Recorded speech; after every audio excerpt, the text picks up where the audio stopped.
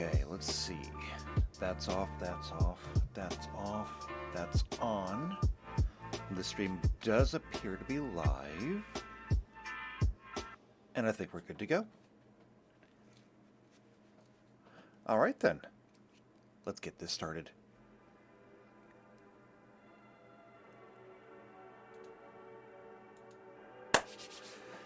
Hello! Shadowcat back! With the weekly tabletop stream. We're back to Magic the Gathering. We're back to the keywords.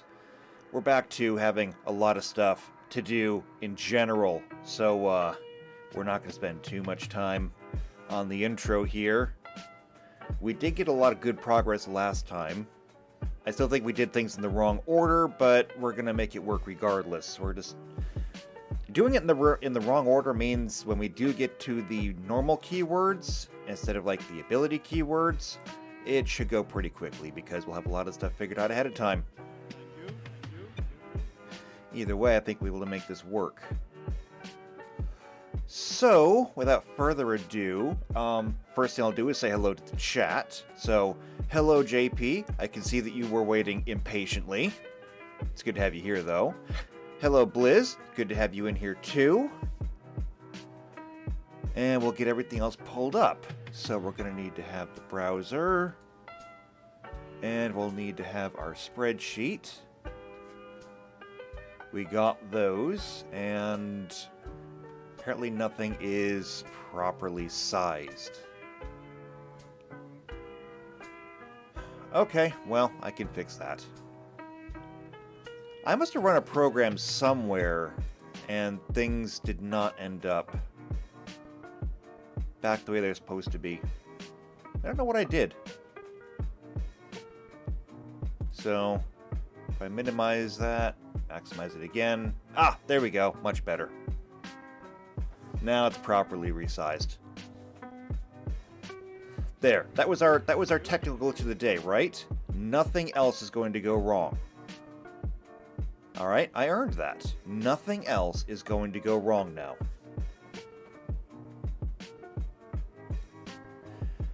Alright, so where are we at now? Let's see, we left off on Awaken, which was kind of cool. Awaken literally lets us just create elemental creatures. And so we're moving on now to Devoid. And JP says, uh-oh, somebody messed with the settings. Yeah, it's called, like, run a new program, and suddenly, because of the default settings, it resizes everything on your monitor. You know what I blame? I blame Marvel Rivals, because I tried it. And, oh, JP says, did I get my wave back? I don't think the wave is working yet. I can try, though. Is the wave working yet?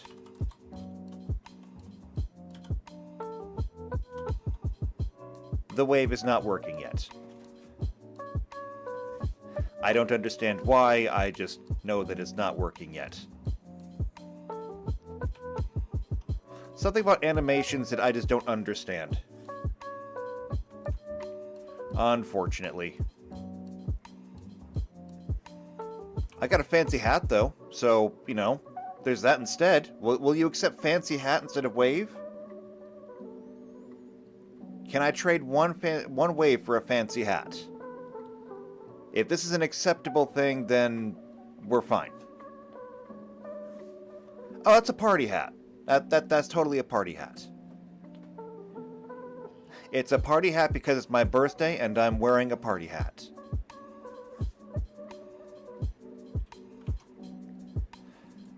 Okay. So the next thing is going to be Devoid that we're going to get into. I think we already looked at it. Where was it? Let's see. Overload. No, we did those. Renown, Awaken. Here we go. Devoid. But, go away. If I had to deal with that every time, I don't know what I'm going to do. Because I have no idea what I can actually do. So don't do that again. And JP says, happy birthday. Well, thank you. It's only once a year, and it just happened to land on a Sunday. Okay, so, Devoid.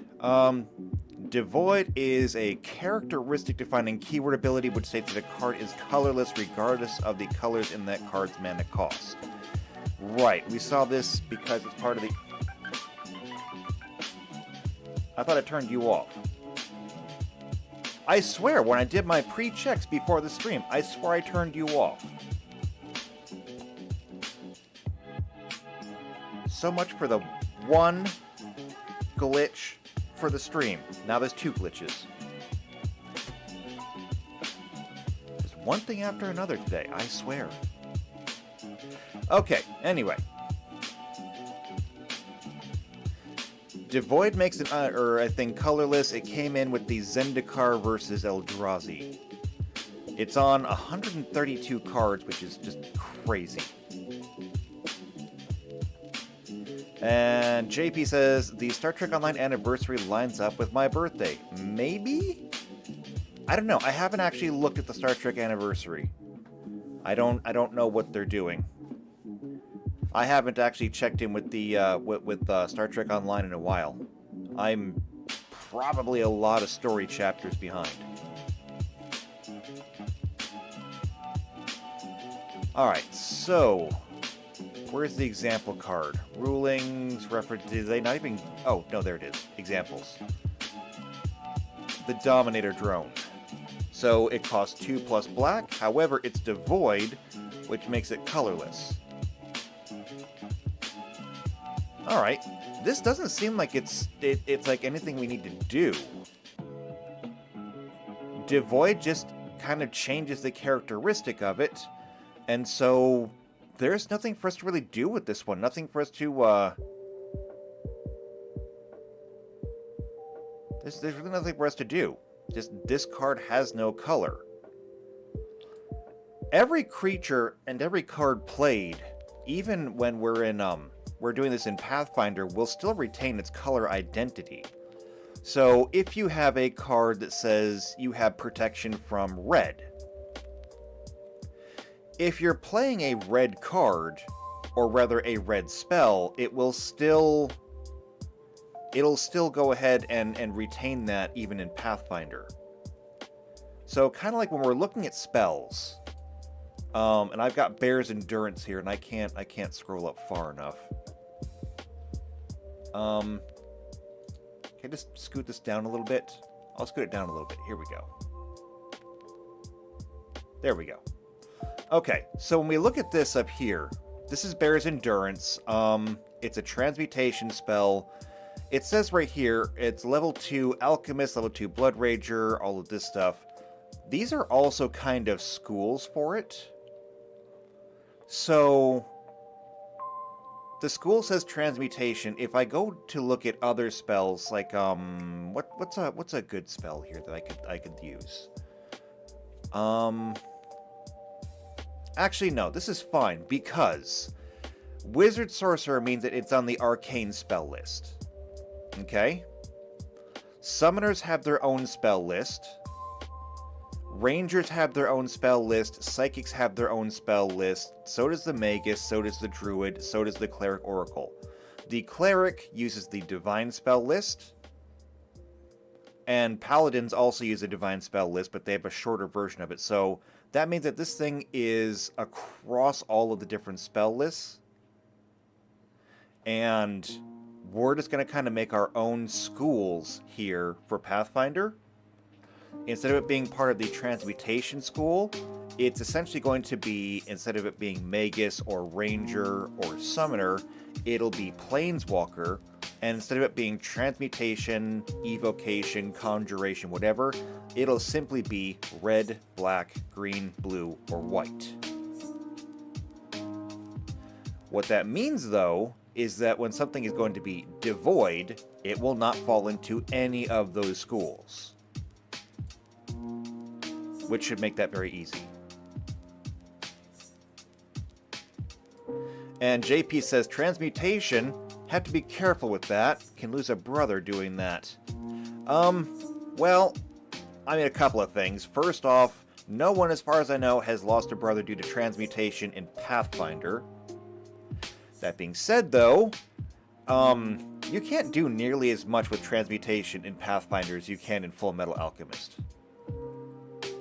It's not nearly as fun. Don't get me wrong, it can be fun, but it's not the same.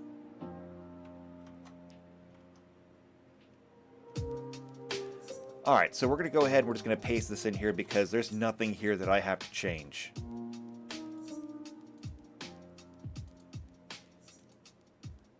It's just straightforward. It alters what the card is. Next, however, is Ingest, which, when we look at the Dominator drone, it actually does have Ingest on it, so that's kind of fitting. What even is Ingest and what does it do? Because I don't know what any of these are. Okay, so Ingest is a keyword ability that triggers when a creature with Ingest deals combat damage to a player. That player exiles the top card of their library. Interesting. And it's just the one card? Huh. Alright. So, for this one, the keywords that we need to keep in mind is exile and library. Combat damage is obvious. If they do combat damage to a player, or in this case a planeswalker, they lose a card from their library. What is the library? The library is the maximum number of spells that player can play. Period. And so when we're talking about exiling from the library, we're taking away from the number of spells they can play. So we're talking about the spells per day. Meaning that every time a creature with Ingest hits you, you lose a spell use per day. And that's exactly what we have to do.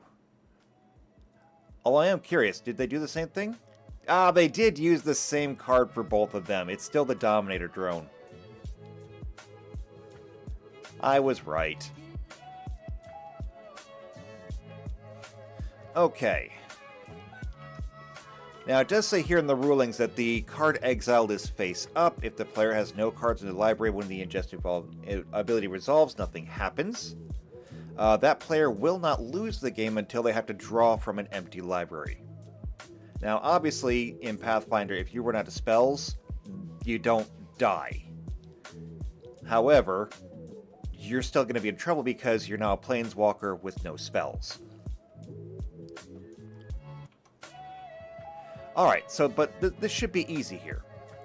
So, when the creature deals damage to a planeswalker,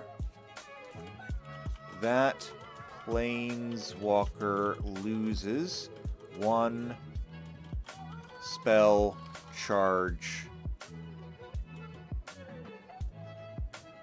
Actually, no, I can just leave it there. Loses one spell charge.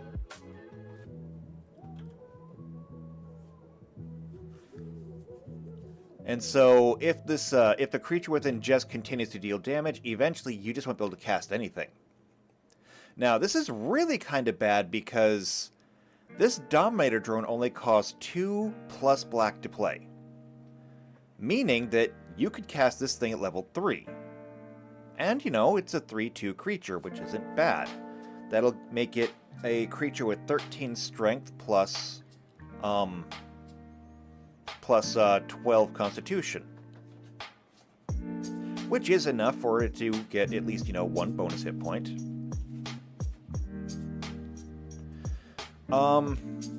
However, when we're talking about losing your spells per day at level 3, if we come back here and look at the Planeswalker, level 3, you only get 9 spells per day. So you get hit a few times, and that's pretty much half of your spells gone. Either way, it's a bad time for you.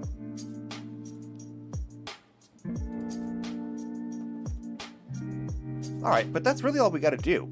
Pretty straightforward. I like it. Let's move on. Myriad. What does Myriad do? Myriad is a keyword ability introduced in Commander 2015. By way of token copies, enables a creature to be used to attack multiple players at once. Oh. Interesting. Okay, this might not actually be as bad as it sounds at first glance. So, the reminder text here says, when this creature attacks, for each opponent other than the defending player, you may create a token that's a copy of the creature that's tapped and attacking the player or a planeswalker they control. If one or more tokens are created this way, exile the tokens at the end of combat. Alright, so when a creature attacks, they may create copies. Essentially,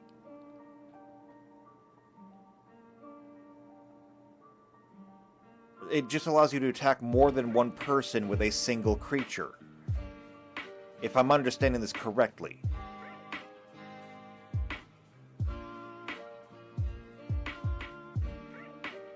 Let's see. If the defending player is your only opponent, no tokens are put onto the battlefield. Very unlikely to happen in Pathfinder. But we'll keep that in mind. Let's see. Although the tokens enter the battlefield attacking, they were never declared attackers. Abilities that trigger when a creature attacks will not trigger. Alright, well that's good. Let's see. Banshee of the Dread Choir. This one costs 3+2 black, and it has Myriad. And there's no numbers or anything on Myriad. Whenever it deals combat damage to a player, that player discards a card. So, the first thing that I think of here is nothing really special.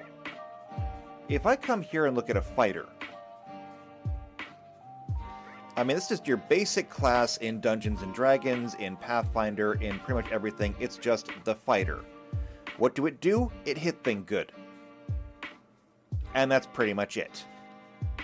You know, unless you make your fighter very flavorful, which is what I encourage. I do find, just as a bit of a side tangent, that most players have a really, really hard time making fighter characters. And while this problem does extend to other characters and other professions, other classes, I do find it most glaringly when it comes to fighters. Because most players that play fighters have absolutely no idea what to do with their characters when they're not fighting something. The character's beginning, middle, and ending is fight, fight, and also fight. I would compare them to like a puddle for depth, but to be fair, when most people make a fighter character, there's not even a puddle. It's dry ground. It's one of the reasons why I try really hard when I sit down to make characters of people. I emphasize crafting, and I emphasize their profession. And I like to put it this way. Profession is what you do for a living. Okay? It's where a lot of your skills lie. It's what you're doing to get by. Your crafting is generally whatever your hobby is. I mean, sometimes you can have a hobby that's not a craft, but it makes it very easy to convey that to players. So this way, you now have something to do outside of when you're fighting, and something to do when you're not working and you're not fighting. I mean, everybody needs a hobby, right? Anyway, that tangent over. What I wanted to come here for is this. Starting at the 6th level and going all the way down, fighters are able to make a full attack with multiple attacks. Now, every profession is going to get, well, every profession is going to get this at some point. Every class is going to get this at some point. Now, when they get it changes depending on which class it is. Your primary combat classes will get it earlier than the others. But if you dedicate your whole class, you get to make one attack against one target at a +6, and then you get to make another attack towards either the same or a different target at a +1. Now, obviously, you can only make it against a different target if that target is also in range, but regardless, you can make 2 attacks. What I see here is kind of the same thing. We have one creature that can attack more than one thing. The problem I see, however, is that there's no limit on it. This just says whenever the creature attacks, for each opponent other than the defending player, you may put a token that's a copy of this creature on the battlefield tapped, and attacking that player or a planeswalker they control. Exile the tokens at the end of combat. I do believe that I can simplify this a little bit, because generally speaking, because it doesn't have reach, it's limited to only the creatures that it can attack in melee. That is going to limit that creature, because on a grid, if we come over here to here, and I'm not going to log in now, and you can't make me log in now. If we come to the grid, and I just come over here to grab some tokens. Give me some tokens. Free assets. Heroes and villains. Okay. I'm just going to grab this guy, and I'm going to put him right here. I'm not going to put him right there because you can't see him then. Here we go. There. Okay. Let's zoom in. Perfect. Okay, so I got this guy here, and let's say he has Myriad. Meaning that he'll be able to attack anything around him.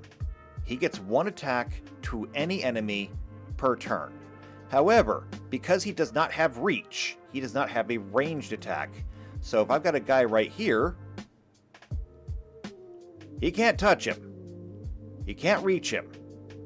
He has no way of doing it. Now, that being said, I can put a guy there. I can put a guy there. Put a guy there. That's the same guy, actually. I can put a guy there. Put one there. These are all so very bad.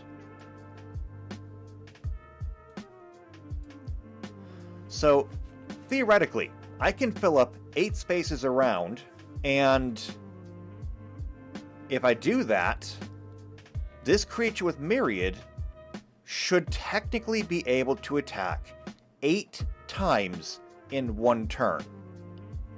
Now, I could make that one attack for every creature around them, but I could do it. Actually, maybe that makes more sense. Maybe if it was one attack applied to everything around them, kind of like a whirlwind attack, without actually giving it whirlwind attack.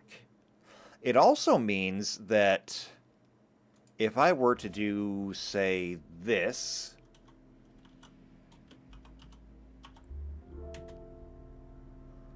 1d8 is going to be 2.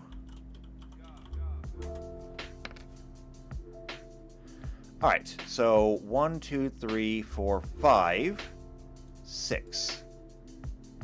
I can move those guys out, so they're now out of the way, meaning that now he gets one attack and it applies only to the 6 that are remaining.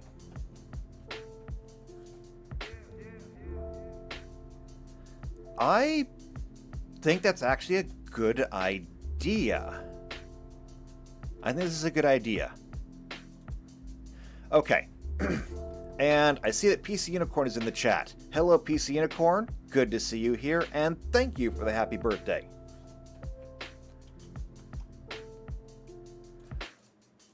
Okay, so, Myriad. Here's what we're gonna do. When this creature attacks, make a single attack roll. Apply this attack roll to all creatures in range. Actually, I'm going to specify in melee range. I haven't seen one with reach yet. I don't know if there is a creature that has both myriad and reach. And so I'm not sure how I'm going to do that.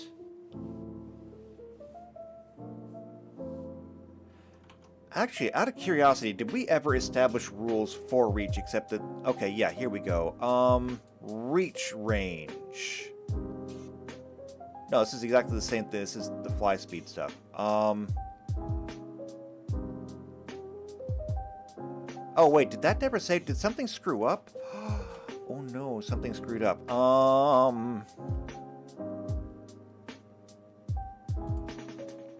I don't know what reach range was.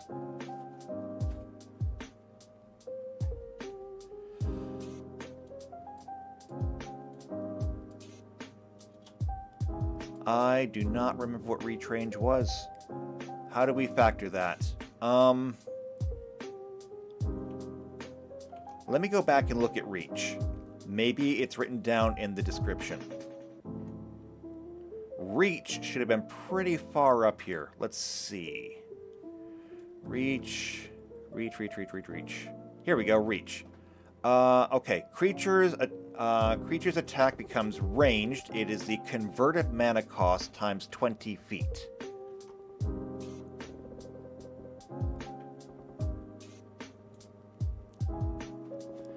And so this is honestly not needed. That's probably why it never got changed, actually. Because it's a very simple math equation.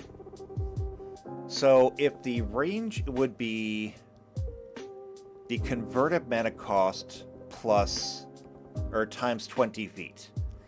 If I take a look at this Banshee of the Dreadchoir, it doesn't have reach. However, I'm almost positive there is going to be an equipment out there somewhere that would give reach. I could try looking it up, but I'm almost certain I can't, because I don't think that the advanced lookup here works very well. So if I go for rules text and say reach, okay, it's added. And if I make it type, it's going to be an artifact.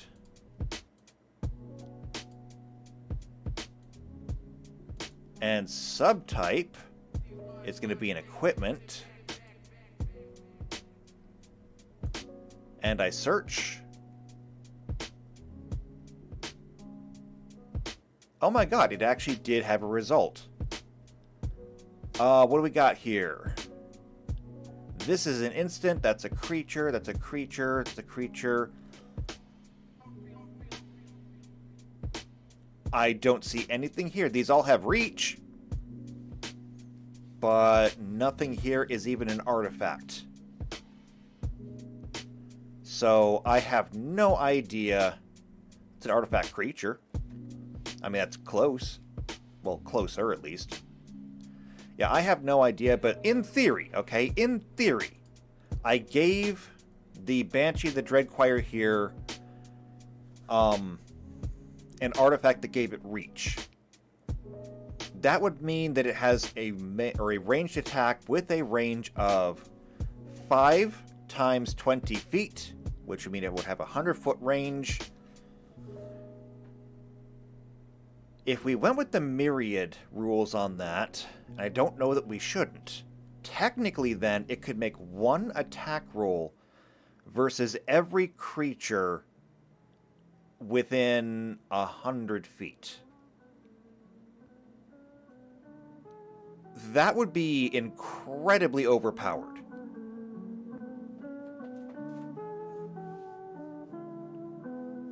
I mean, it would just be a regular attack. I mean, we're talking about a range attack, so it would be using primarily dexterity, I believe. Whatever that dexterity happened to be. And I don't even know what damage would be.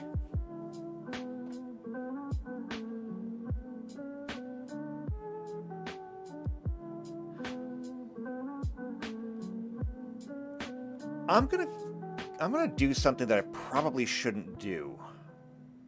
I'm gonna change this.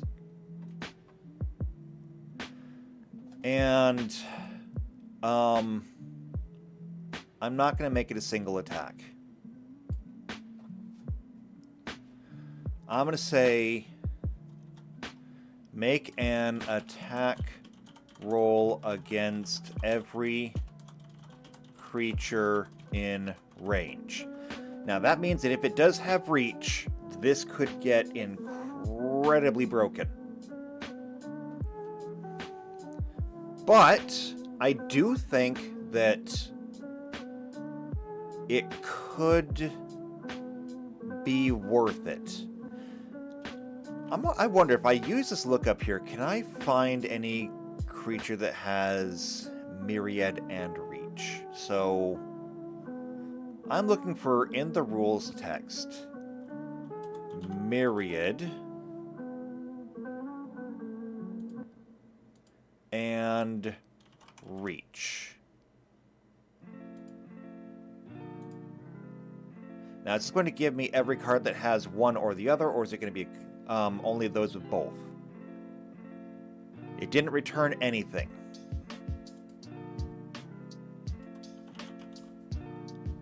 If I just put in myriad, what happens? It didn't return anything. Okay, so I can't trust that then.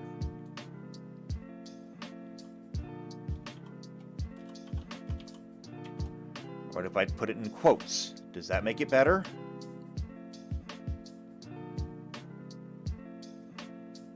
No, that doesn't make it better.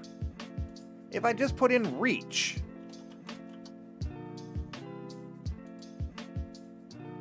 I hate this card lookup so much. Never mind. Friggin' broken. I'm just going to go with the idea that there is no such thing as a myriad creature with reach. For now.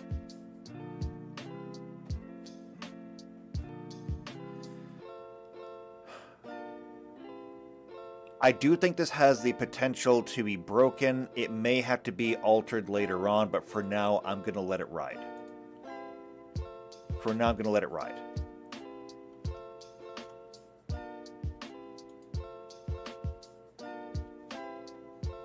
JP says, Reach is now a drinking game. I mean, only until we get done with this. Also, if you were playing the Reach drinking game during that last segment, if you get alcohol poisoning, I take no responsibility, okay? Those are your choices. You made that choice.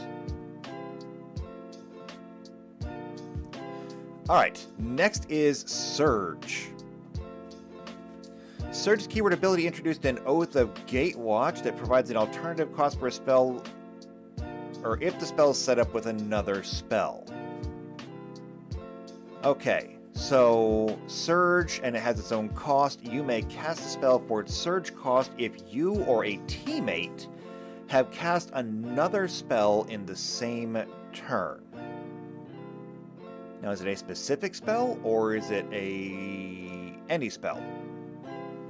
It says you may cast a spell for its Surge cost if a teammate, you or a teammate have cast another spell in the same turn. However, the triggered ability only gives the bonus to your own creatures, not to your teammates. The cards are both cheaper and more powerful to cast for their Surge cost. Teammates who are all allied in Two-Headed Giant, Emperor, and certain other multiplayer Magic formats. The development of team balanced the mechanics such as the cards could be powerful in two-player games as well. Okay. So let's take a look at what we got here. The Reckless Bushwhacker. Show me the card. Show me the card. Show me the card. You're not going to show me the card, are you? Preview? Alright, fine, whatever. It's a goblin. Let's see. So it costs 3 to play normally, and it's a 2/1 Goblin Warrior ally. But it does have Surge for 2. So you may play or cast a spell for its Surge cost if you or a teammate have cast another spell in the same turn. It does have haste naturally, and when it enters the battlefield, if the Surge cost was paid, other creatures you control get +1/+0 and gain haste until end of turn. I think that we can leave this as is, and the reason I say that is because we've already established that instant spells are immediate actions, meaning that you can do this and still have your standard action remaining. The one thing that I'm not settled on now is sorceries.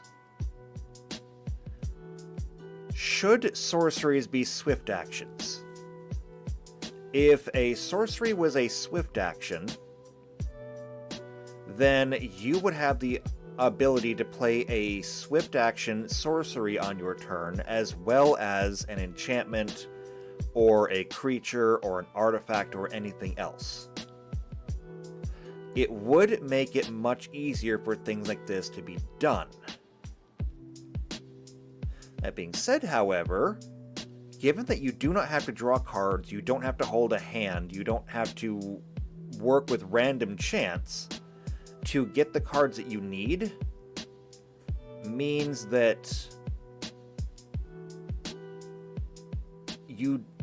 if you decide that you want an instant spell in your collection, that instant spell is available to you at all times, and you could easily pull it out to deal or to trigger something like this.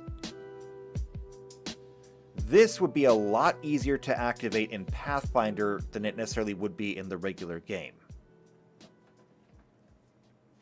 Meaning that if you had a spell like Shock, which only costs 1 to play, and you are a level 3 Planeswalker, you could have Shock from level 1, because there's no point in getting, like a spell that costs 2 or 3 at level 1. But you could get Shock at level 1, and then the Reckless Bushwhacker at level 2, where you cannot actually summon it normally, but at the same time, you'd be able to? Actually, no, you wouldn't. Because you still have to be able to hold the mana per turn to cast it. So you would still need to be able to hold 3 mana.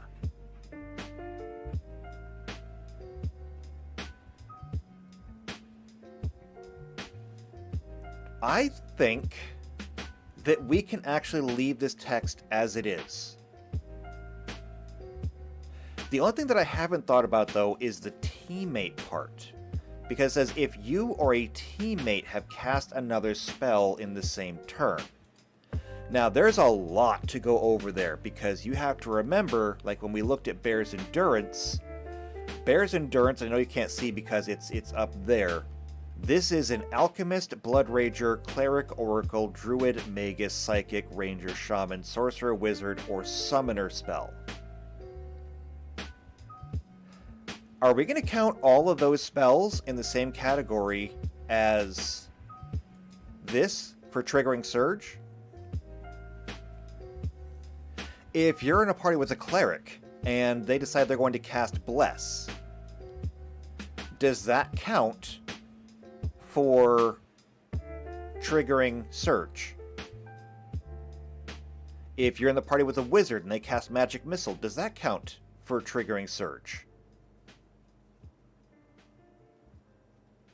And my knee-jerk reaction is that it probably should.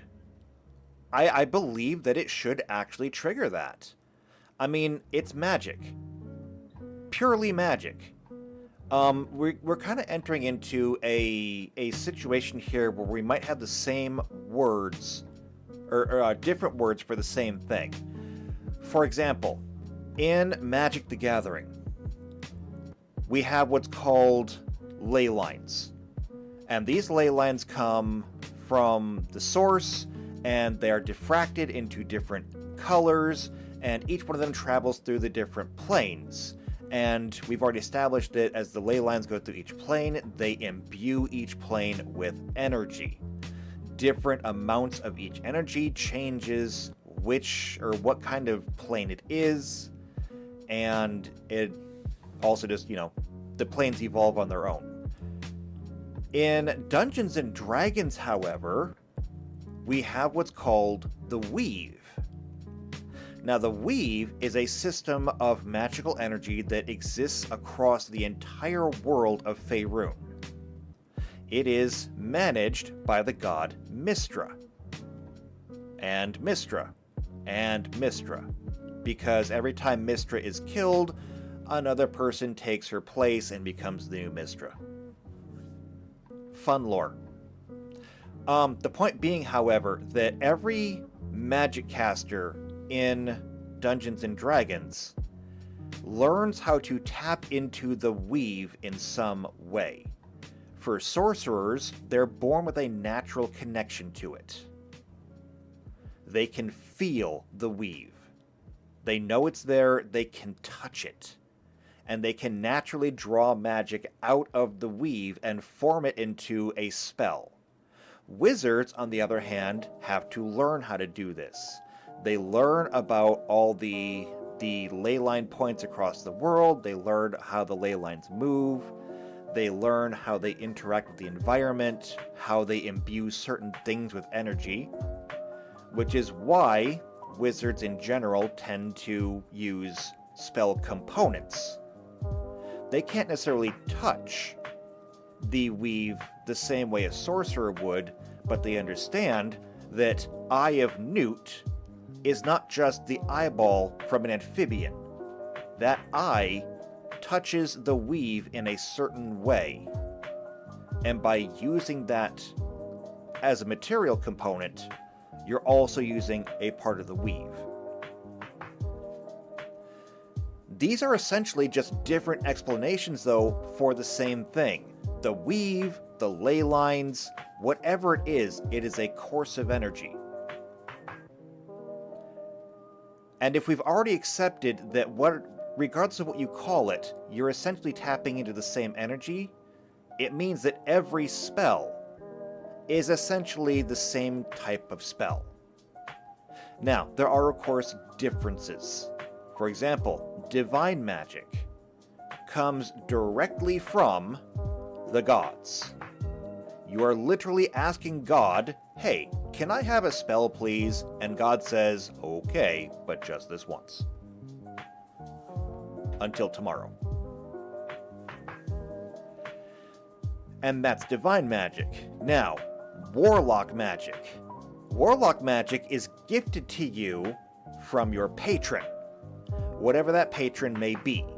Sometimes it's an angel, sometimes it's a demon, sometimes it's an elemental. Whatever it is, you get your magic from some kind of outsider. However, where do they get their magic? Well, if it is some kind of angelic outsider or a demonic outsider or an elemental outsider or whatever it happens to be, they're drawing their magic from the Weave. And then they're giving it to you, meaning that you're just drawing your magic from the Weave with extra steps. I do believe that understanding magic in that way, we can say that Surge will trigger when anyone else who is friendly to you has cast a spell in the same turn. So if there is a wizard on your turn and they have cast a spell, then you could cast this Reckless Bushwhacker at level 2 by paying the surge cost, and you just need them to set it up for you.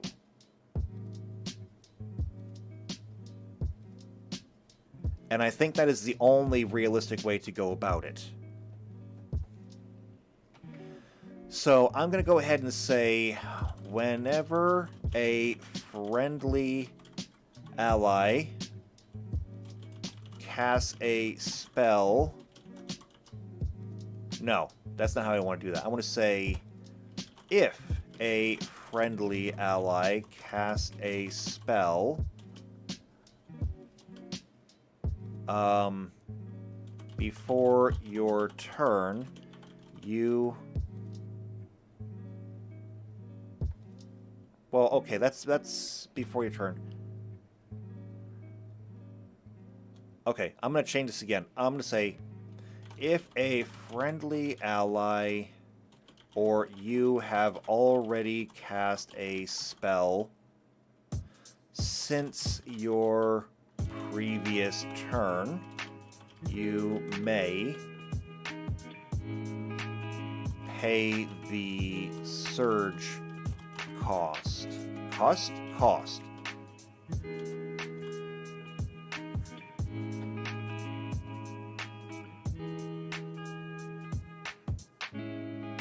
Yeah, this says in the same turn, but turns in Pathfinder are going to be a little bit different since everybody gets their own turn. So we got to change that just a bit.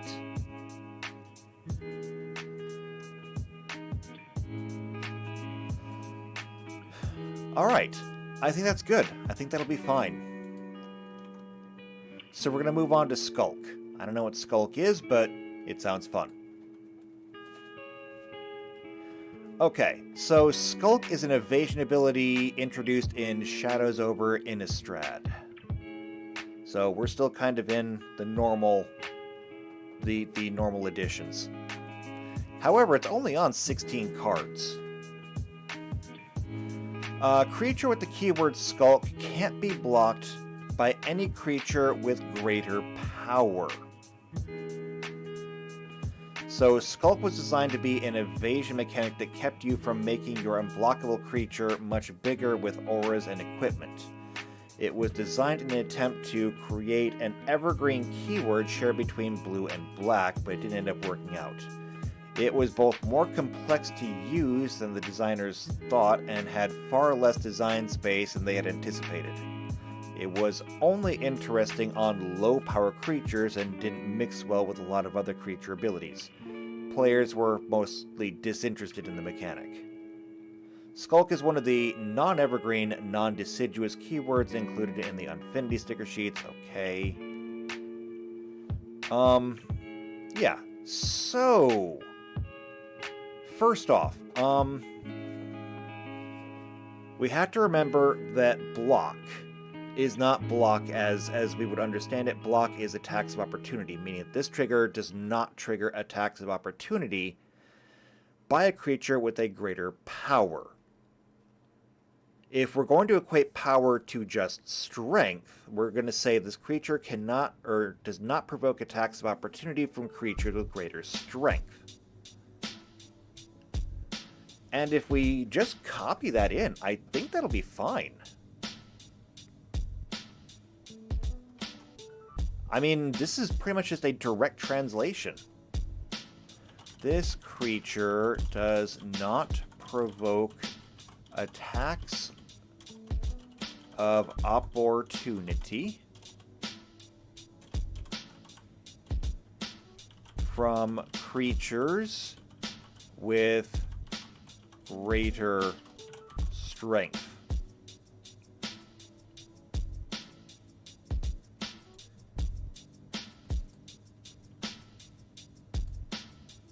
And that should be everything we need from that one.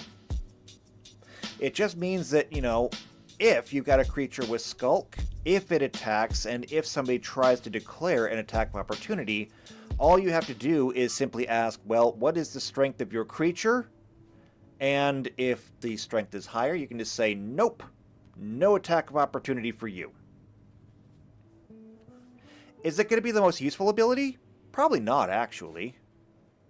It does seem a little bit lackluster even when we translate it into Pathfinder. But that also kind of keeps it in line with what they already decided was true in the card game.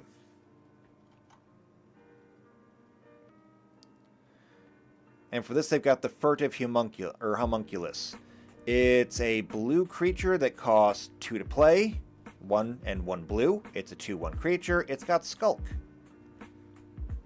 And that's it. It's pretty simple. Alright, next is Emerge. Emerge is a keyword ability introduced in Eldritch Moon that provides an alternative cost for a spell which requires sacrificing a permanent. So, this is already sounding very kind of similar to Surge.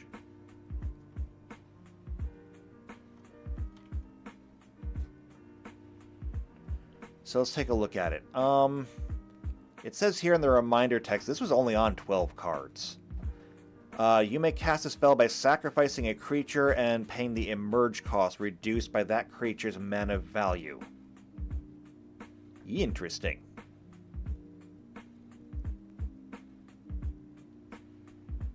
So I want to look at the example. The Decimator of the Provinces, an Eldrazi Boar.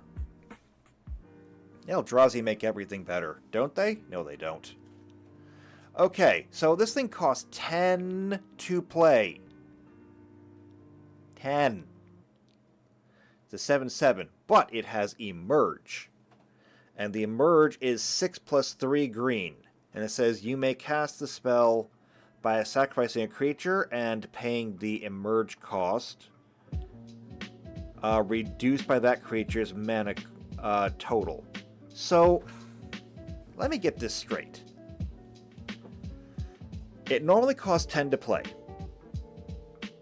However, if we sacrifice a creature, it'll cost us 6+3 green. That's 9 total. But then, in addition, we get to take off the mana value from the Emerge cost. So if I sacrificed a creature that cost me, say, 5 to play, it would take it from 9 down to 4? I mean, am I understanding this right? Because this is sounding like really broken. Of course, it is Eldrazi, so that kind of makes sense.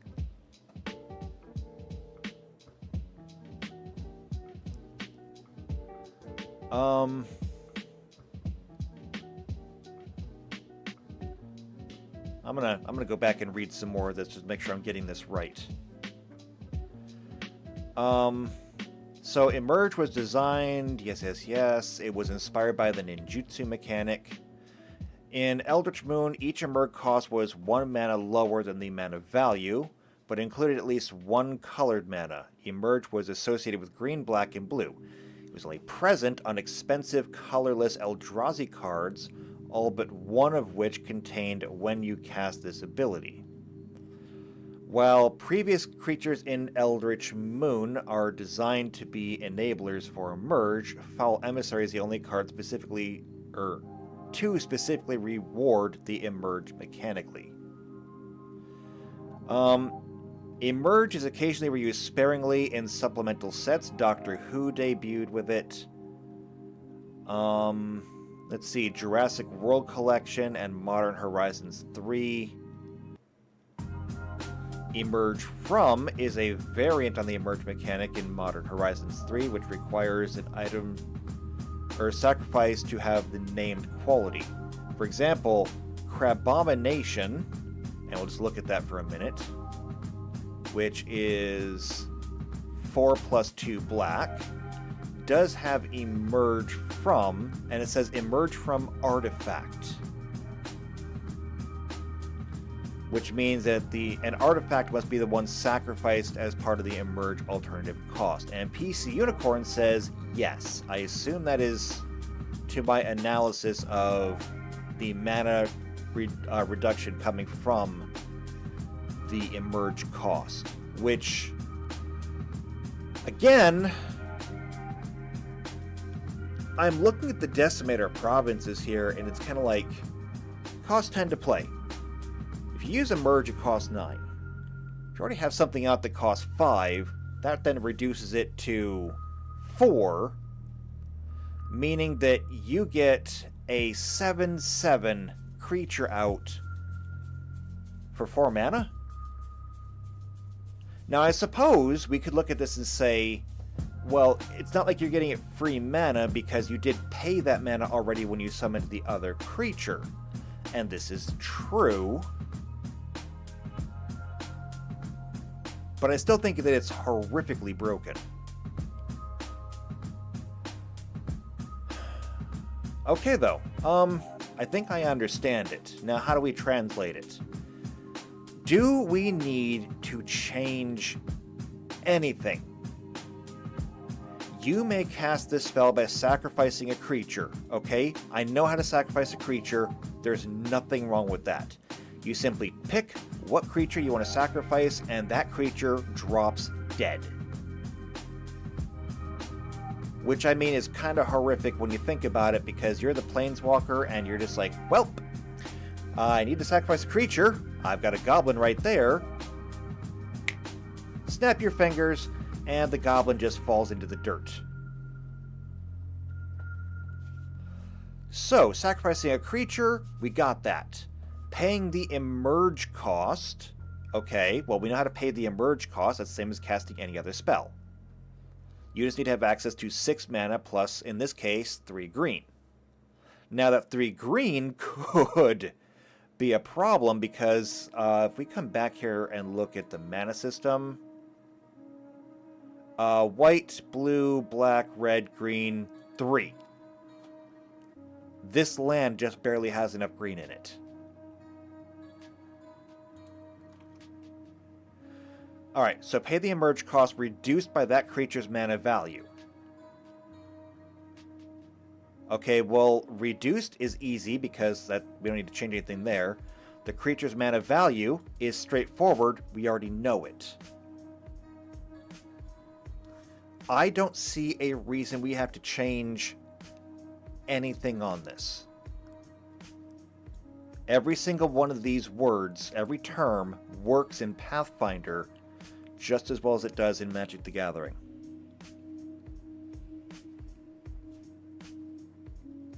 And PC Unicorn says, most Eldrazi are cheated out in various ways. Yeah, I understand that. I don't like it. I may have to make restrictions. But we'll get to that when we cover creature types and things like that.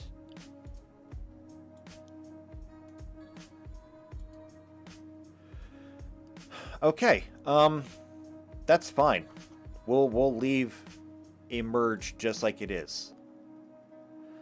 So next is escalate. This one should go quickly. That was a joke. Alright, escalate is a keyword ability appearing in mortal instants and sorceries, i.e. the ones with choose one or more clause. Oh, okay. Oh, modal, not mortal. Modal instance. It was one of the first featured in Eldritch Moon. So the escalate cost, pay this cost for each mode chosen beyond the first. I'm just going to take the example here. Blessed Alliance. It's a white instant. It costs 1+ white to play. And it has an escalated 2 for each mode chosen beyond the first. Choose one or more. Target player gains 4 life. In this case, Planeswalker. Untap up to 2 target creatures. That is going to be an issue.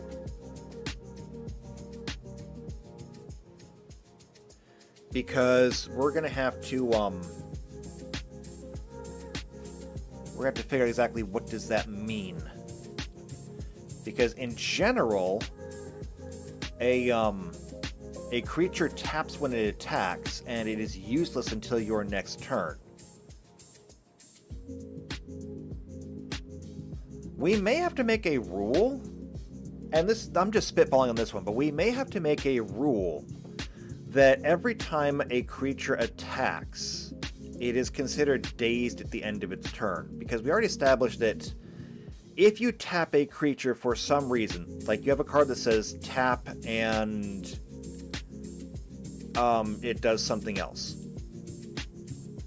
We've already established that if you tap it, the creature is considered dazed. Untapping the creature then would necessarily remove daze from the creature, meaning what? Well, normally it would not mean anything, because after the creature takes its turn is just over. Would untapping the creature bring about its turn, like, immediately? But then untap doesn't necessarily work for things like artifacts. And what does a tapped artifact even mean? Tapping is going to get very complicated, and we haven't got there yet. So anyway, untap up to 2 target creatures, and or target opponent sacrifices an attacking creature. So looking at these cards, we could escalate this. Here's a problem that I see, and it's going to go back to a card that we already banned. And that was the fuse cards. I banned the fuse cards because of the choices on them. They were clever, and I liked them, but they didn't have a place because you could simply load up your deck with fuse cards and essentially double the number of spells you have access to, and I felt that that broke the rules of the game. This is similar.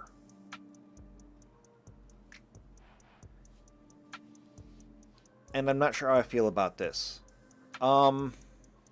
Because every single one of these cards is essentially just giving you access to 3 separate spells in one card. For the cost of 2 or 1 plus 1 white, you have a healing spell. You have a spell that can make somebody else sacrifice their attacking creature. And you have a spell that will untap your own creatures, whatever that means.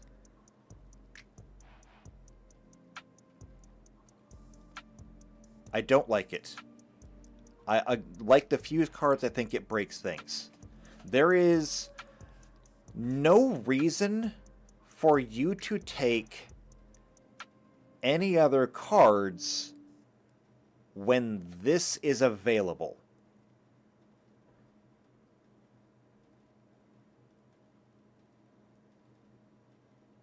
I just think it breaks the spirit of the game. So I think this one is going to end up banned just like the other ones. Because target player gains 4 life. There is, and I don't think I know I have one somewhere, but there is a white spell that I know of that that has that. I wonder, can I search for a specific text? Rules. Let's see. Gains 4 life. If I search that, nothing comes up, of course. I hate this so much. What if I put in here a type? Sorcery.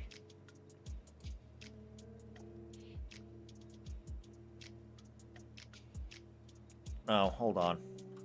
Gains 4 life. Add type. Sorcery. Add. Try the search again. Yes, maybe. Hold on. We actually got something. Okay. So, Healing Hands. It's a sorcery. This costs 2+ white to play. Target player gains 4 life and draw a card. This one, you can pay 2 and gain 4 life. So already, same effect, and it's cheaper.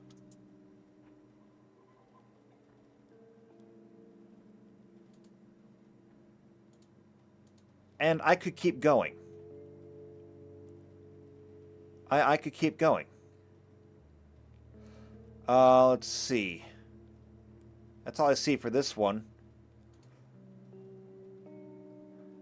I'm going to come down and I'm going to say untap up to 2 target creatures.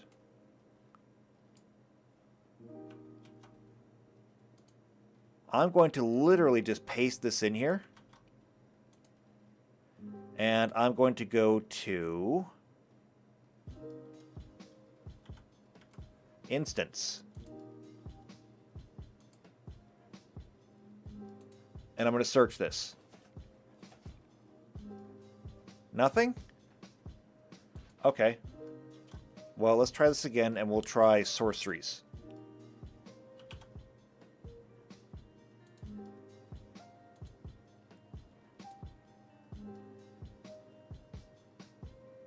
I think it might be a little bit too complex for it. But either way, I know that there's spells out there that do it. I just think that this is wrong. This is broken. And I'm going to have to... I got to ban it. It can't be done. I mean, it could be done, but everybody would regret it. Everyone. It would essentially just render huge, huge swaths of Magic cards unusable in the game.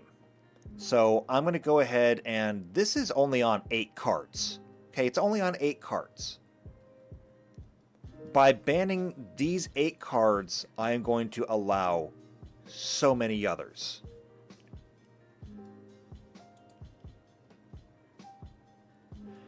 Alright, the next one is melee. So this is a triggered keyword ability that makes creatures bigger if they attack. It was introduced in Conspiracy, Take the Crown. Last used in Phyrexia, all will be 1. It's on a total of 10 cards. The creature gets +1/+1 till end of turn for each opponent the player attacks that combat. For flavor reasons, it has been used on several cards. Products in the Commander series. So I'm just going to take this Deputized Protester. JP says Banhammer is out today. It is literally the first one I have done in like the last 2 weeks. Maybe the last 3 weeks. Okay, so the Deputized Protester. It is a human warrior. Costs 2 plus red to play. It's a 2/1 creature. It has Menace, which means it can't be blocked except by 2 or more creatures, and it has melee. Whenever this creature attacks, it gets +1/+1 till end of turn for each opponent you attacked this combat.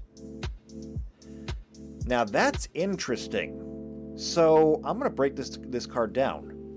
So I decide I want to attack with this creature. Now it says that it gets +1/+1 for each opponent I attack this combat. Assuming, of course, that I am in just a single combat. Okay? Me and one opponent.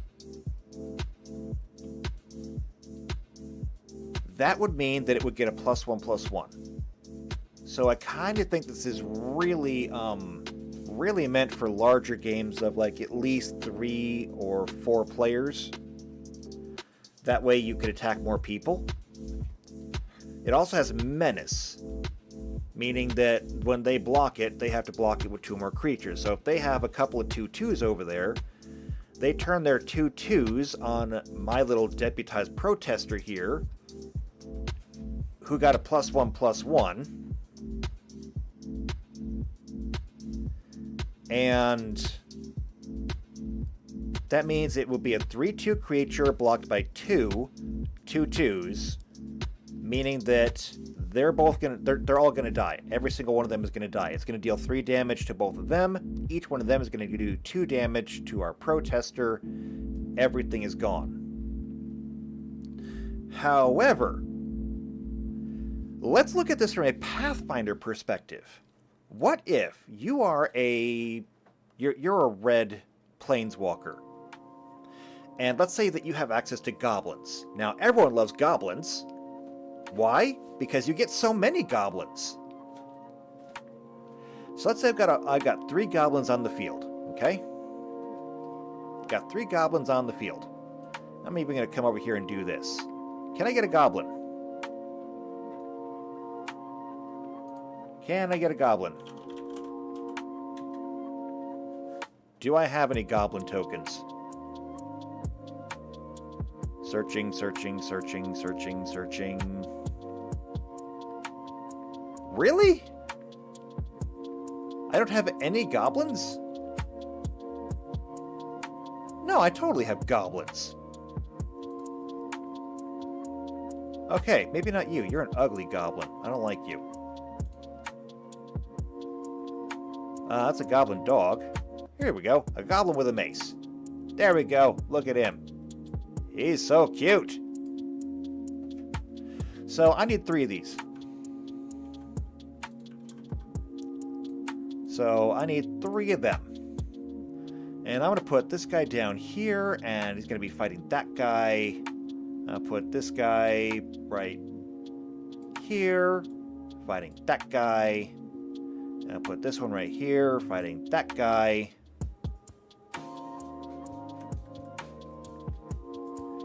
And then I'm going to bring out my human protester here. And I'll just use this guy for that. And it's fighting this little chibi thing. As I understand it, this deputized protester will get +1/+1 until end of turn for each opponent I attacked with a creature this combat. Meaning that as far as I can tell, because this goblin is in combat with him, that's +1. This goblin is in combat here, that's +1. This goblin is in combat here, that's +1. And because this one has melee, that is 1, 2, 3, a +3/+3 while fighting our little chibi bard over here.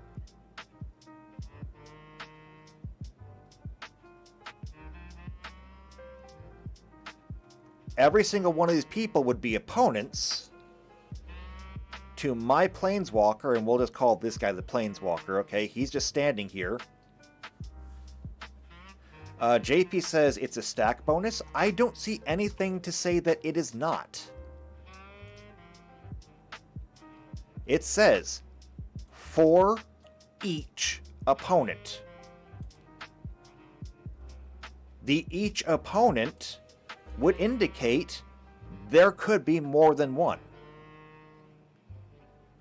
Ergo, if my planeswalker here is in a fight against a whole bunch of people here, okay, let's say that we've got a whole bunch of people, okay, we're in combat, it's literally a 7 versus 1 fight.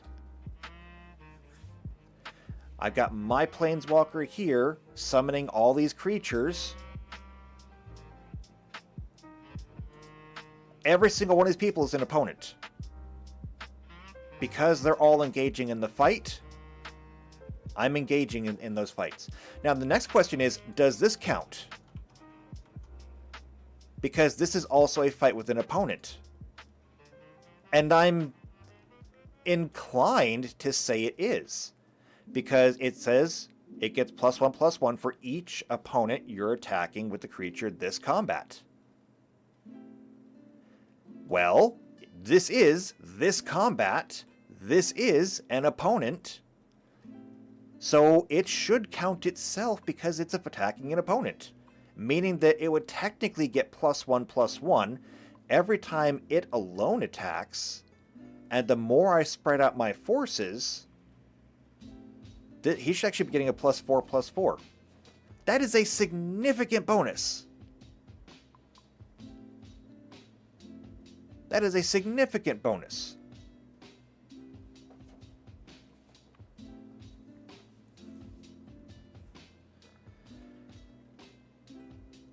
Okay, I think these rules work as is. Now, I like it because it actually does balance things out a bit.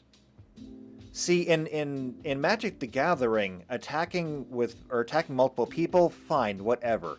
However, in Pathfinder, it's not unusual to just kind of dogpile a target because you want to get more of those attacks in against a single target because you want to improve your odds.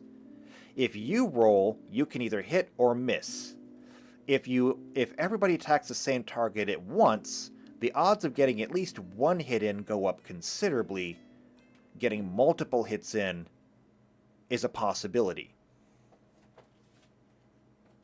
PC Unicorn says should just be it should just like Exalted. Yeah, if an Exalted creature attacks, it does give itself a bonus if it's attacking alone. And then if there's more Exalted creatures, now that's how it works in the game. How do we do it here? Where was Exalted? Because we decided that every creature is obviously attacking alone. Yeah. On this creature's turn, it gains +1 strength, +1 constitution for each other Exalted creature you control. These bonuses end at the end of the creature's turn. Right. This is going to be very similar.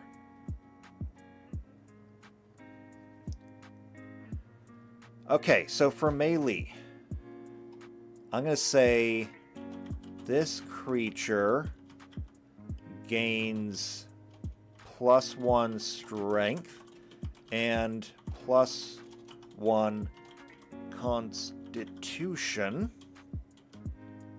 for each foe your creatures are currently engaged in combat with.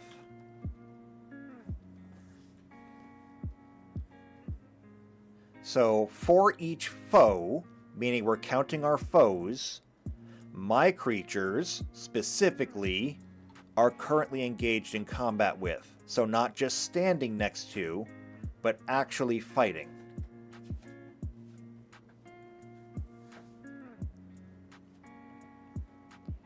That should be fine. That should honestly be fine.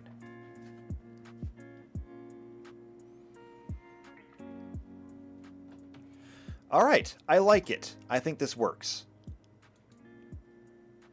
Next.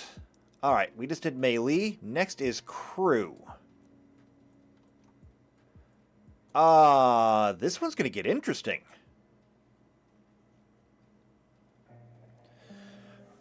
Crew is a keyword ability introduced in Kaladesh to enable the vehicle artifact subtype. It allows vehicles to become artifact creatures until end of turn. This is gonna get weird. This is gonna get weird. Okay.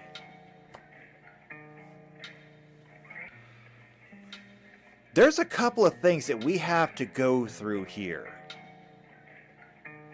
Because, like, for starters,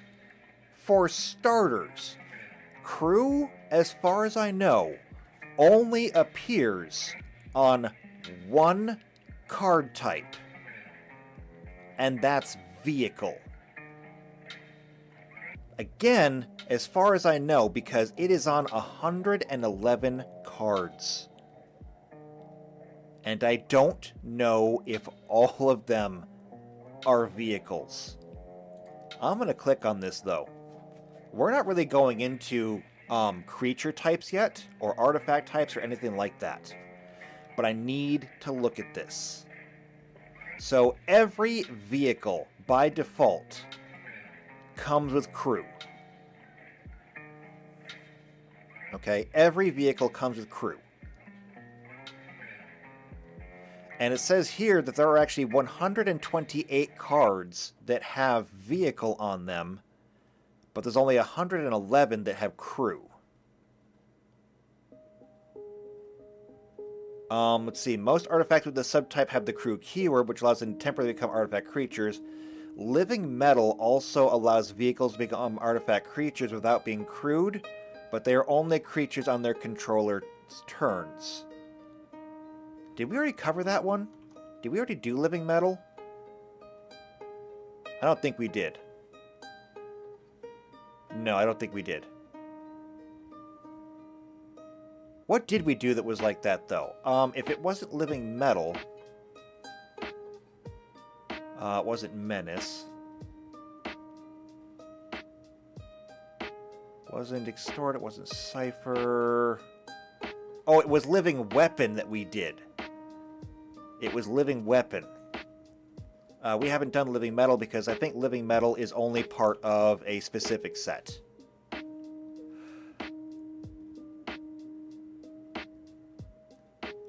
Okay, here's the deal with this. If crew only really appears on vehicles, there's something we have to talk about. It is not often used when playing in Dungeons and Dragons or Pathfinder or things like that. But there are absolutely vehicles in Pathfinder, in Dungeons and Dragons, in all of these different systems.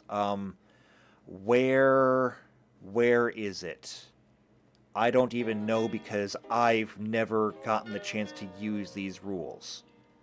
I had one game where I was going to, but I didn't get the chance. Here we go. Under variant campaign rules. Vehicles. So, this is vehicles.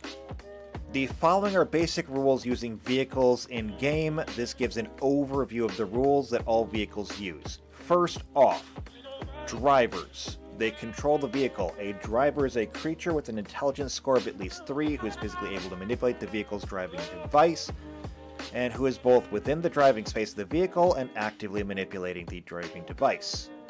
Basically, you're sitting in the driver's seat. Occupants. Any creature riding, driving, serving as crew on, or providing propulsion for a vehicle is considered an occupant. Facing, acceleration, deceleration, initiative, etc., etc.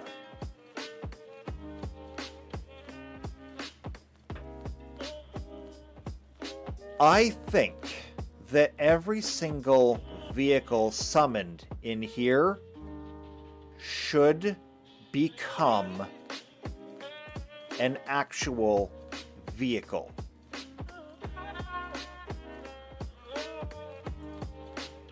Now, that may require a fair amount of work, and I mean, this is of course work that I'm willing to put in.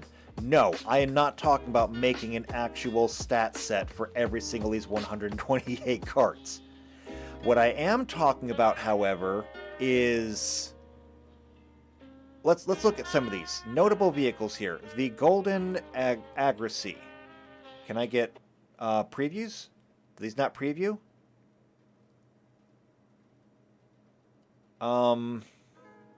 Vehicle tokens. I was really hoping for previews at least. I'm going to take a look at some of these. The Weatherlight. The Skyship Weatherlight was a great ship capable of moving from plane to plane. Designed by Urza as one of the main parts of the legacy. So here we go. We've got a flying boat.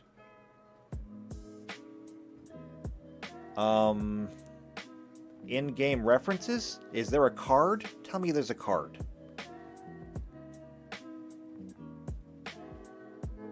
Ah, here we go. Okay. So here's the Weatherlight.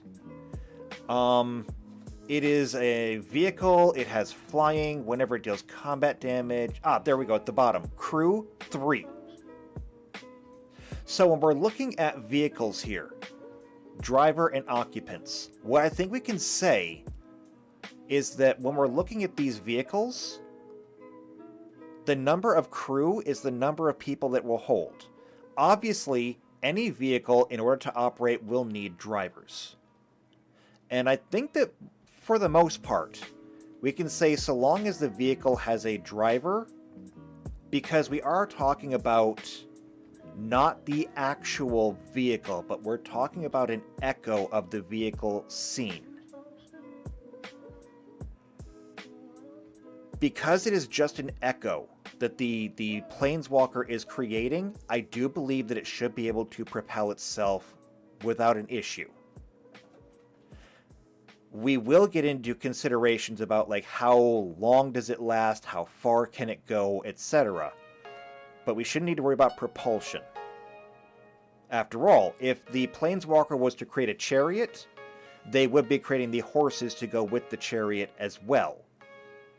Ergo, if they're creating a ship, then they should be able to have the thing create its own wind or its own water or whatever it is to move. So it needs a driver. I do think that the crew then should be the maximum number of people it can hold. This Weatherlight is a rather small ship. It has a crew of 3. Meaning that it can hold up to 3 people. This Weatherlight completed? I don't even see crew on this one. The Skyship? No, not that one either. Alright, well let's look at something else then. What do we want? What's something that I might like? I don't know, let's look at this flagship. Here we go. Valor's flagship. It costs 4 plus 3 white to play. It also has crew of 3. Okay, we have a bit of a problem now then. Because obviously it is a flagship and it requires 3 to... Okay. Slow down a bit. Maybe we need more than one driver. After all, it does not become an artifact creature until you put the 3 crew on it, right? Right. And in this case it says when you cycle this card, create 3 X1/X1 colorless pilot creature tokens with this token saddles, mounts, and crews vehicles through its power, or as if its power were 2 or greater. Right? No. Yes? Wait, what? Hold on. How does crew work? I need to back up for a minute and understand how crew actually works. Alright. To activate the crew ability, tap any number of creatures you control with a total power equal to or greater than the crew number. Okay, so it doesn't... The crew number is not the number of creatures you need, just the power needed. Now that's very interesting. Okay, so then technically it could be done with 1 creature, if it was a creature that was sufficiently strong enough. In other words, we're talking about a creature with, like, for example, what is their example down here? Cultivator's Caravan. This says crew 3. So any creature that has a strength of 13 should be able to drive this.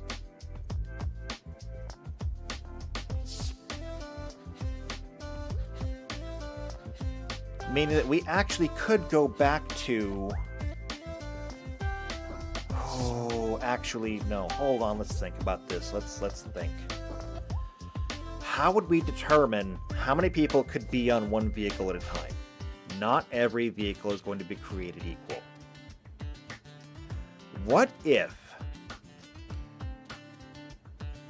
we could attribute this to size? For example, this Cultivator's Caravan is a 5/5.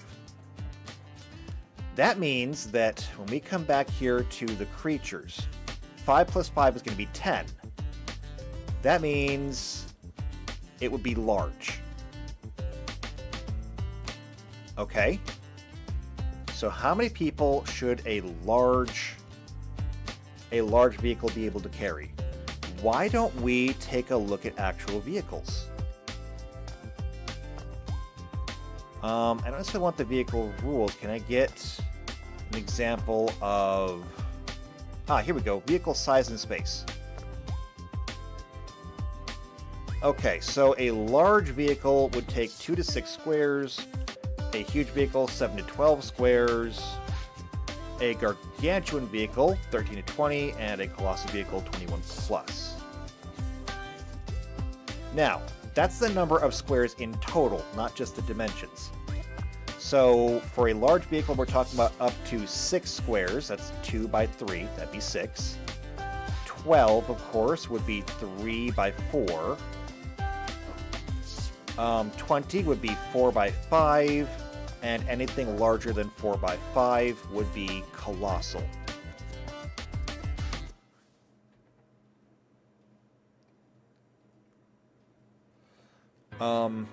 That would mean that, technically speaking, a large vehicle could hold up to 6 people. A huge vehicle could technically hold up to 12. The gargantuan could hold up to 20, because if one character takes up 1 square, we can see how this goes. PC Unicorn says the number of creatures on a vehicle should change, or depending on size, should be overridden if it is a clown-type creature.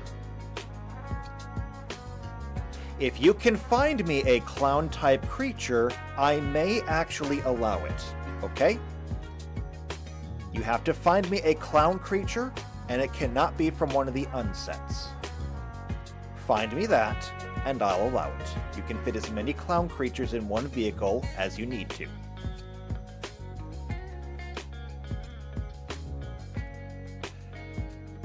Okay. It does say right here, at least one 5-foot by 5-foot square in each vehicle must be designated as the driving space.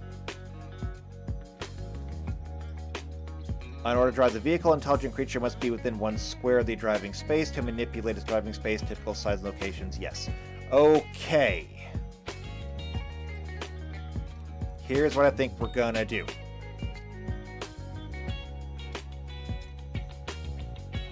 I am gonna copy this over here. We're gonna change this to vehicle capacity.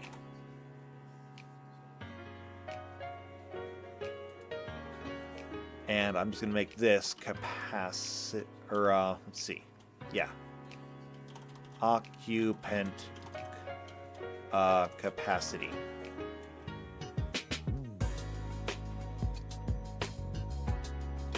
Now, just like the others, I'm going to go ahead and say that this is going to be up to 20. The huge, because this says huge, is going to be 7 to 12.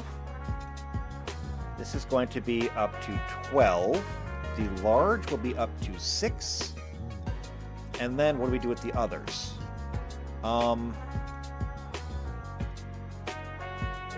21 plus is going to be 1 per... Well, actually, it's going to be one per number for now. However, that does not get me down to these. So, when we look at vehicles,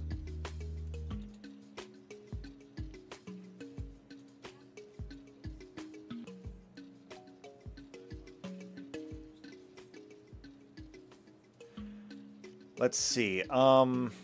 I want to find a different vehicle. Actually, no. Let's go back to that weather light. Let's go back to that weather light. In-game references. Here we go. So this is the actual one, or the actual weather light. Crew is 3. It is a 4-5 vehicle, which means that it has 9 when we add them together. 9 would make it a large. So So it requires a crew of 3, so as long as somebody's got 13 strength, they can drive it. It'll hold 6 people. Less if they're, like, large. What else do we have, though? I already looked at the Valor's flagship. This thing, however, is a 7/7. It still requires somebody with 13 strength to handle it. However, 7/7 is 14, which would put it up here in the huge category. This flagship would be able to hold 12 people, which seems kind of small for a flagship, but I mean, there it is. You're not going to have 12 people.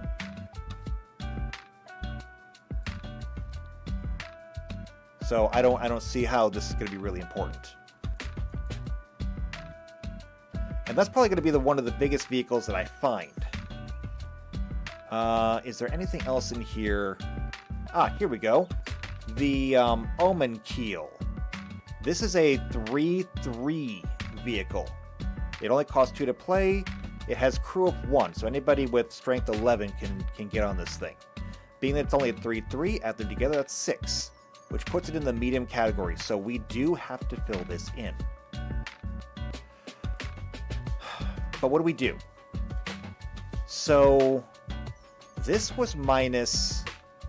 So the Gargantuan is 20, minus 8 is 12. 12 minus 8 is 6.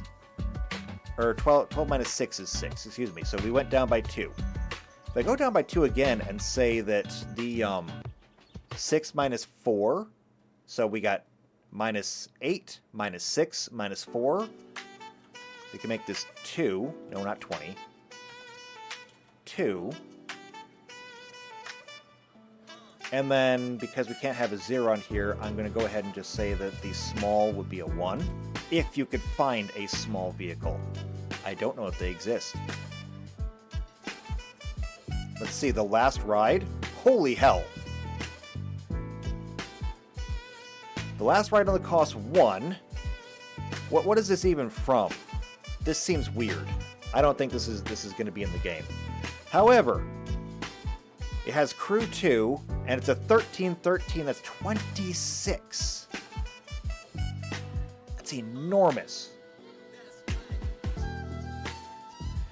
Let's see. The Belligerent, the Indomitable. Oh, that's a card I can look at.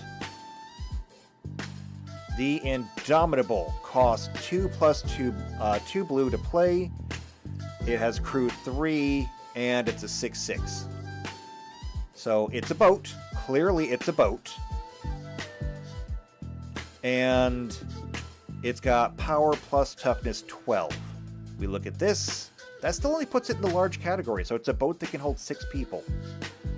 Surprising for, you know, what looks like a very large boat. The Aether Wing. Oh god, this is a weird one. So it doesn't have a power on it. It has crew 1. The Aether Wing's flagship's power is equal to the number of artifacts you control.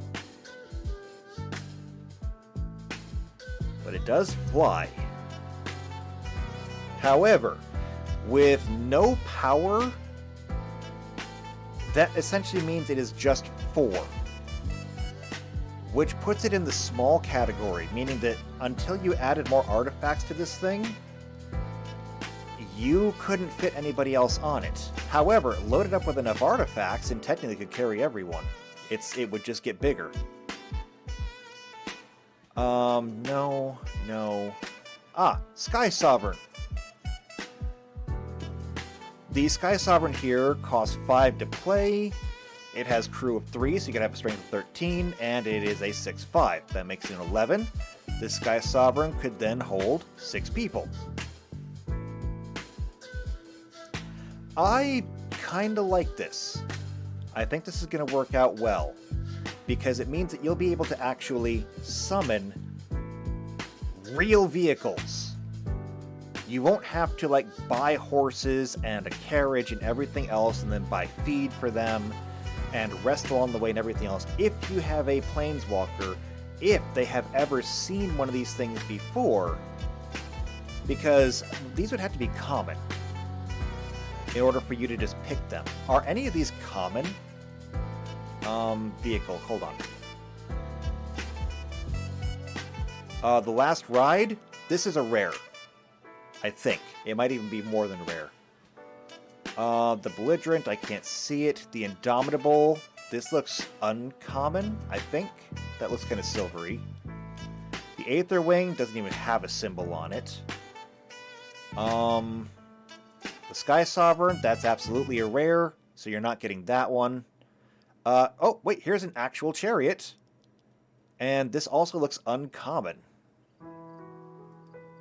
The Omakeel, this looks uncommon. And, like I said, you will not be able to just pick any cards that are uncommon or up. Those will be rewards for actual, like, quests and things. Let's see. What do we got here? Is there anything else? The RMS Titanic? Wait, seriously?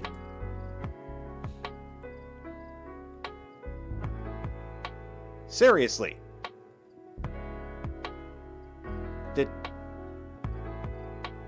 Hold on, can I... Is there a card? Can I see the card? I guess not. Anyway, we're not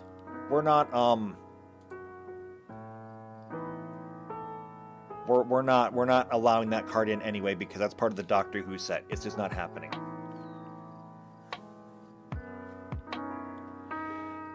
Okay, never mind. Yeah. Vehicles, I think, are going to be just vehicles. And as such, it's going to give you a lot of very different options. But that means we need to come back to the whole crew thing. And we need to get these rules translated. So... this says tap any number of other creatures you control with a total power of 3 or more. This vehicle becomes an artifact creature until end of turn. We're going to go ahead and we're going to rewrite that. And we're going to have to, we're going to have to figure this out. It does say until end of turn, which is, it begs the question of how long can we keep these creatures out for? Because it's going to take a long time to travel anywhere. If you're using a vehicle to travel, that time is going to become very important. Now, it does say until end of turn, but on your next turn, you can simply tap those creatures to assign them to do the same thing again. And if you continuously do that, then it's like it never ended. So how long can we keep this going? I may need to do some research into Magic the Gathering lore to find out what, if any, limits there are on planeswalkers in the actual story and how long they can keep their spells going for. Now that's going to be a really niche piece of information that might be hard to find. I don't know if I'll get an answer, but I'll see what I can do. For the time being, however, what I am going to do is I am going to say this vehicle needs a strength of X to control. And with just that simple information right there, I think we're good to go. And, you know, 13 strength, which is pretty common to what I saw, 13 strength is kind of nothing. The average for a hero, I would say, would be 14. 13 would be a little below average.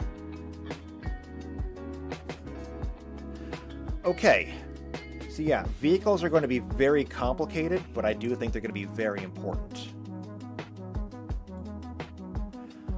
The last one we're going to get through today, probably, is going to be Fabricate. So we'll see what this one requires and what it's going to take. Fabricate is a keyword ability introduced in Kaladesh. What does it do? It says here, Fabricate N.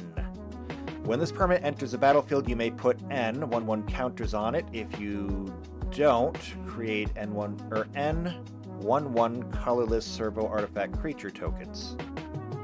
That seems complicated. Okay. So when a creature with Fabricate enters the battlefield, you may put a number of counters on the creature, or a number of 1/1 colorless servo artifact creature tokens. The number after the Fabricate tells you how many 1/1 counters or servos you get, so it's a choice. You can have one big creature or many little creatures. The Fabricate ability triggers when a creature enters the battlefield, but you don't choose counters or tokens until that ability resolves. That means your opponent will have the opportunity to respond to the ability before you make that choice, before the 1/1 counters or servo tokens exist. If the creature Fabricate isn't on the battlefield as the Fabricate ability resolves, you must choose to either create, or you must choose to create the servo tokens. Okay. I will say this, automatically I love it. I love machines and robots and stuff, and this sounds great. So, the Accomplished Automaton. It costs 7 to play. It's a 5/7 creature with Fabricate 1. Interesting. I expected it to be a 0/0. But I guess that's more of a modular thing. So, when this creature enters the battlefield, put a 1/1 counter on it, or create a 1/1 colorless servo artifact creature token. So, it can either get stronger, or it can have a friend.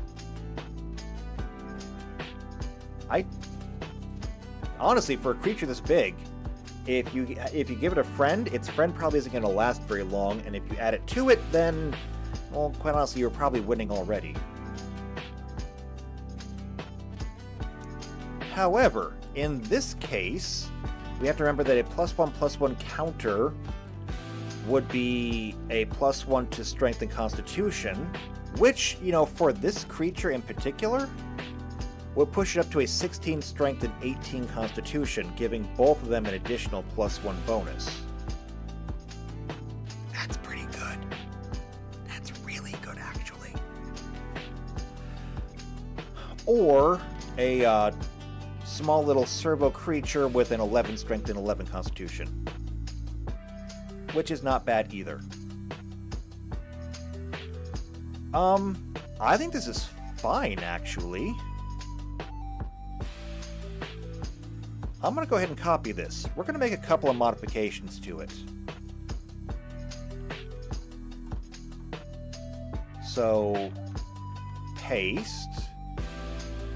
We'll default that, and then we'll paint it. There we go. So, when this creature enters the battlefield,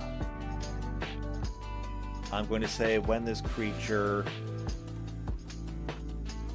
is summoned,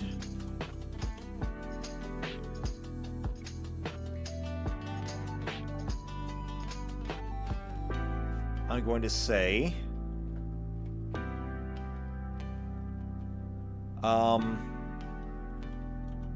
it gains a +1 strength and +1 constitution counter bonus,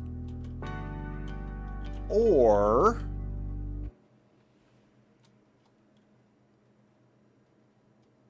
oops.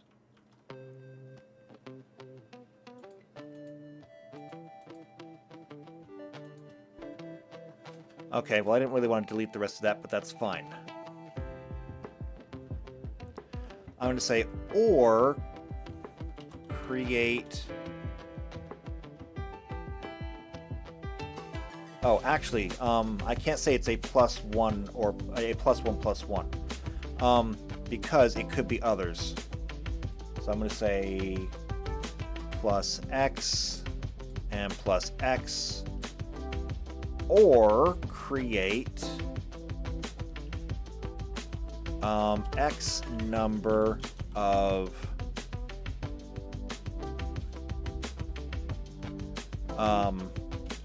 colorless servo creatures with 11 strength and 11 constitution.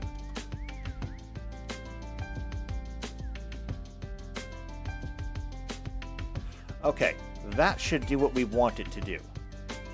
So when the creature is summoned, it gains X strength and X constitution. So that covers the fluidity of whatever the fabricate is, or create the X number of colorless servo creatures, again, falling in line with exactly what we need. And in theory, there should be others out there which would have higher fabricate numbers. Not to mention, also, there's this card that grants fabricate. So, Case, the Famed Mechanist. Dwarf Artificer costs 1+ blue, red, white. Or red, white, blue, because that sounds better. The 3/3 creature with fabricate 1. And other non-token creatures you control also get fabricate 1. I wonder though, is that retroactive? So when you play Kate, the Famed Mechanist, your other creatures, do they suddenly start popping off new little servo creatures, or what? How does that work? I do wonder.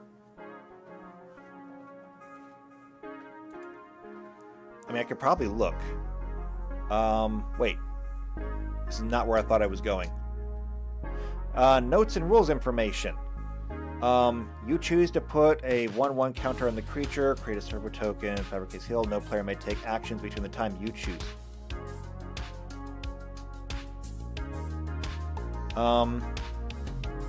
Fabricate doesn't cause the creature with the ability to enter the battlefield with the counters. Yes.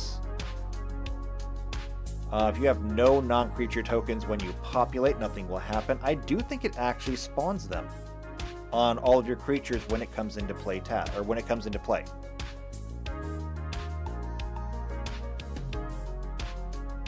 Which is cool. I want one of these now. This is fantastic. You are a really good card, and I love you. Okay, kinda out of time. I don't think there's anything else that I can get to, but we can take a look. The next one is Partner. Partner is a keyword ability specifically used with Commander format. It was introduced in 2016. It allows only the partner with variation only lets specified other card to be a partner, but it also allows the player, such as the two-headed giant, teammate for tutor with the other card. Partner. You can have 2 commanders if both of them have partner. Okay. This is weird. This is very weird because here's the thing. This is very, very specifically for Commander. Where's an example? Here we go. So this Akiri the Line Slinger has first strike vigilance. It gets +1/+0 for each artifact you control, and it has partner. You can have 2 commanders if both of them have partner. Here's the thing. We're not going to have commanders. This entire module that we're building is based around constructed. And so there is no commander space that we need to worry about. There is no commander that you're going to have. And seeing as how partner exclusively works with commanders only, it's not even a matter of I necessarily have to ban it. It is just simply useless. It literally takes no effect. I mean, you can't have a partner when you can't have a commander in the first place. Now, every commander is literally just a legendary creature. Ergo, I don't need to ban anything. Every commander card is still valuable. But that's it. It's just a really good creature now. And so partner just doesn't have a place here. So this isn't going to be banned. It's literally just going to be not applicable. And that's all we can do for it. And speaking of all I can do, now I really am out of time. There's no way we're getting through anything else. I didn't actually expect partner to go that way, but it went that way. I think there might be another one too. I think there's a pet ability. Is there a pet? I think there's a pet. Visit, toxic, backup, plot, offspring. No? Oh, no, wait. I bet it's companion. I'm going to take a look. Companion?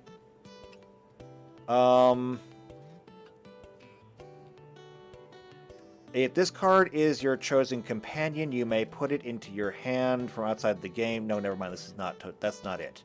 Okay, never mind. Maybe there isn't one. Maybe I was just making things up. All right. So partner, done. We're not going to worry about it. So, just taking a look at things we did today before I turn these off.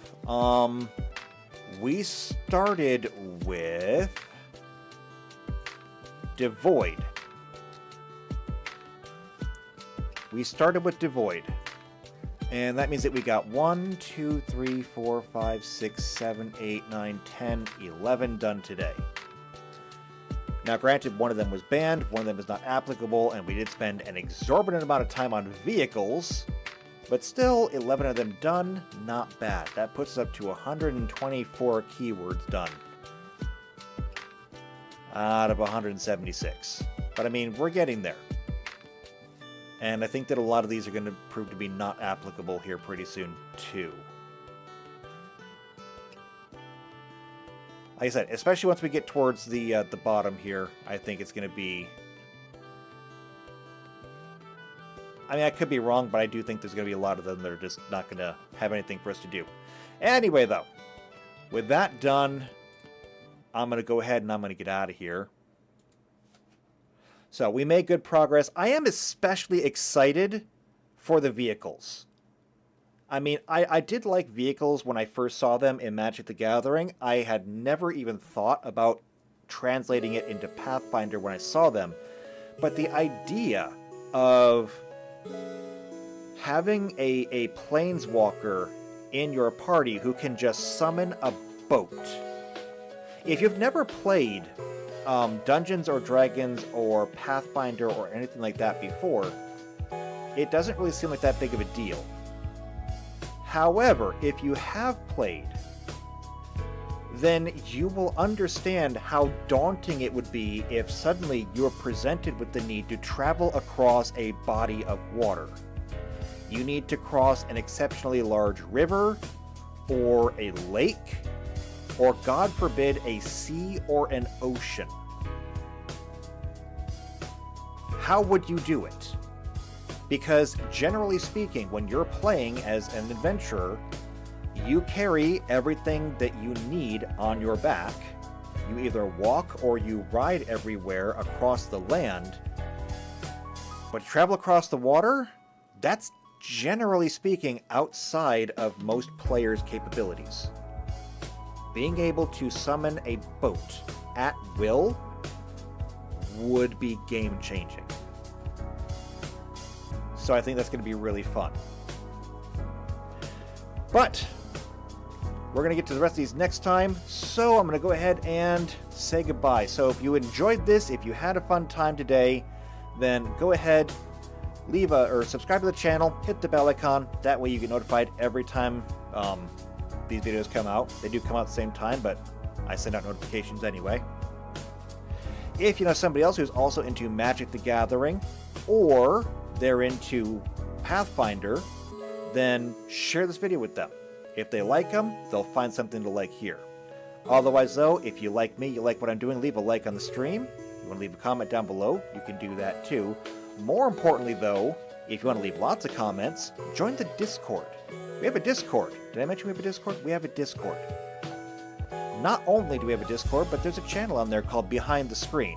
Why is that channel there? Well, would you like to play with us? Because you can play with us. You think all these modules are here just for fun? Well, they are just for fun. I'm having fun doing them. But we can also play with these, okay? What's the point of having toys if you don't play with them? So join the Discord, go to the Behind the Screen channel, and then let me know what your availability is and what game you want to play. Once I have enough people for a game, I will put it together, and then we can play. So, do that. Hopefully I'll see you there. Hopefully we can find more people to play a game. And maybe I should advertise that more, or at least advertise it better. I don't know. I'll work on it. Otherwise, though, I look forward to seeing everybody next week so we can get through more of these keywords. There's still a lot of them left. We're going to work on it. So until then, thank you all for coming. It's been good to see everybody, and take care.